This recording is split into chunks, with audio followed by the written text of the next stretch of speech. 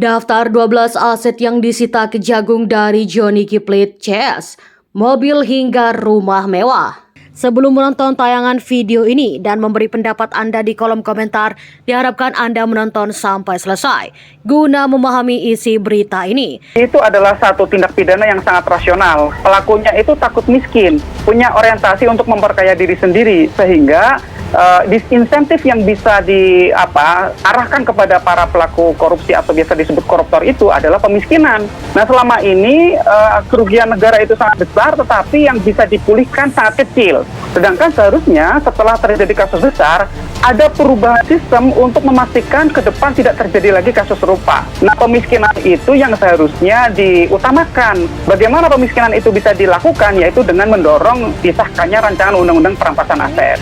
TPPU itu sudah menjadi konvensi yang diadopsi dan kemudian diratifikasi oleh hampir semua negara. Kenapa dimasukkan dalam konvensi? Karena secara kronologis apa yang dilakukan para pelaku korupsi itu pasti melakukan TPPU, udah pasti.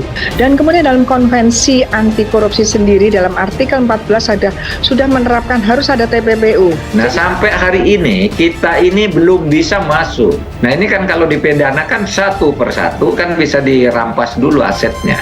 Nah, kalau ada undang-undang perampasan aset itu akan lebih mudah menyelamatkan harta negara. Dan ingat bahwa di konvensi PBB juga ya, tentang pemberantasan korupsi, tindakan anti korupsi juga disebutkan di dalam pemberantasan korupsi itu harus juga mengutamakan penyelamatan aset, pengembalian aset gitu.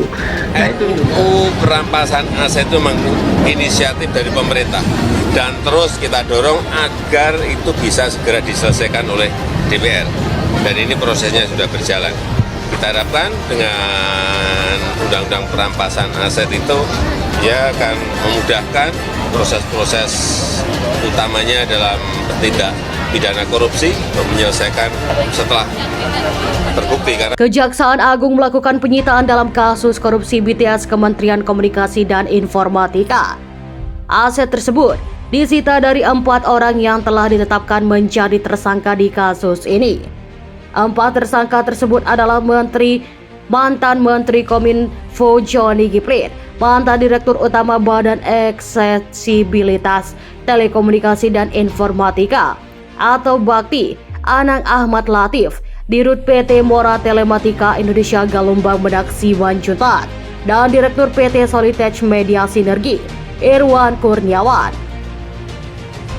Aset yang dilakukan penyitaan akan menjadi barang bukti masing-masing tersangka, kata Kepala Pusat Penerapan Hukum Kejagung Ketut Sumedana Rabu 24 Mei. Dalam penyitaan tersebut, Kejaksaan Agung total melakukan penyitaan terhadap 12 aset milik para tersangka. Aset tersebut berupa mobil hingga rumah mewah yang ada di kawasan perumahan elit. Berikut ini merupakan daftar 12 aset yang disita dari kasus yang diduga merugikan negara 8 triliun ini. Yang pertama, Johnny G Plate, 1 mobil Land Rover tipe R Rover Velar 2 OLAT model Jeep SC HDTP nomor registrasi B10HAN berwarna putih metalik tahun 2021. Yang kedua, Anang Ahmad Latif, 1 mobil BMW X5, 1 motor BMW R1250 GS Adventure, 1 mobil Honda HR-V, 1 motor Ducati tipe Scrambler Cave Racer, 1 motor Triumph tipe 3200 Rally Pro, 1 rumah di Sud Grove, Lebak Bulus, Jakarta Selatan. Yang ketiga, Galumbang, 1 mobil Toyota Innova, 1 mobil Lexus, 1 bidang tanah di Kuningan, Jakarta Selatan seluas 431 meter persegi. Yang keempat, Irwan Hermawan, 1 rumah seluas 1000 meter persegi di Bandung, 1 rumah seluas 346 meter persegi di Dago, Bandung. Bagaimana pendapat Anda tentang berita kali ini? Silahkan komen di kolom komentar.